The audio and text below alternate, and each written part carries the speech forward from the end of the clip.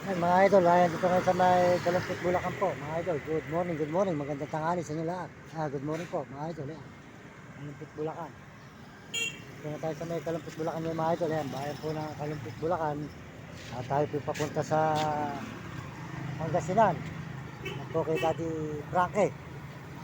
Para po nun malaman po natin ang ating pagbibideo kung tayo po ay talagang kumikita at monetize na po ito ng pang 2005 po itong ating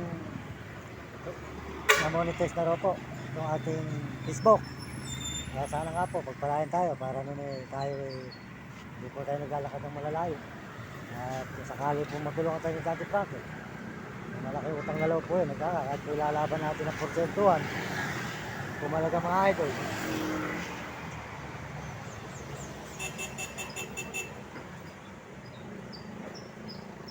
Kalumpit Bulacan po tayo mga idol ngayon. Nasa Kalumpit Bulacan tayo.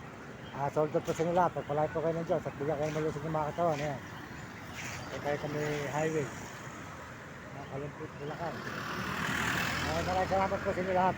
Mga idol, mga kababayan. Kasama po natin dalawang mga bodyguard. Ayan.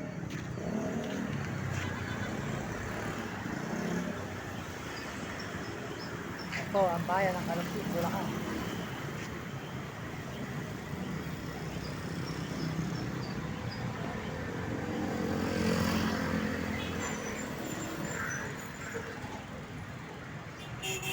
Ayan, nandito po tayo ngayon mga idol sa kabayanan ng Kalumpit, Bulacan mga idol. Kalumpit, Bulacan po ito. Salamat po sa mga sumusuporta sa ating mga video dyan. Sold out po mga idol. Tayo po tuloy-tuloy ngayon dito sa may Kalumpit, Bulacan. Po mga idol, tayo po ay magbabike na naman. Ayan, sikat na naman po mga idol. Hanggang tayo po ay hindi sumusuko at laban lang po tayo sa kahirapan ng buhay. Kaya salamat po. Supportahan po nyo si Daddy Frankie. Yan, mabait na brother po yan. Daddy Frankie po. Hindi nyo kakalimutan, mabait na brother. Supportahan natin. Ika nga po siya ay matulungin. Tayo po ay lalapit sa kanya para magpatulong po tayo rito sa ating pagbibidyo ito. Ito po ay nabasa po ng aking bayo, monetize na. Kaya nga po ay pagpunta tayo sa kanya ay pagpalain na po tayo mga idol. At siya po ang sadya natin ngayon. Pagpunta tayo sa Daddy Frankie, maglalay po tayo sa mga daan. Kaya siya po ang ating pupuntahan ngayon, si Daddy Frankie. Kaya po, magkita kami sa daan o kaya makarating po ako sa kanya lugar sa Pangasinan. Carmen daw po yun, Carmen yung kanila. Kaya pupuntahan po natin para po nun tayo po magpatulong sa paano po umano dito. Dahil po si Romy katakutan, ipapatulong lang din po. Hindi po talaga siya marunong din.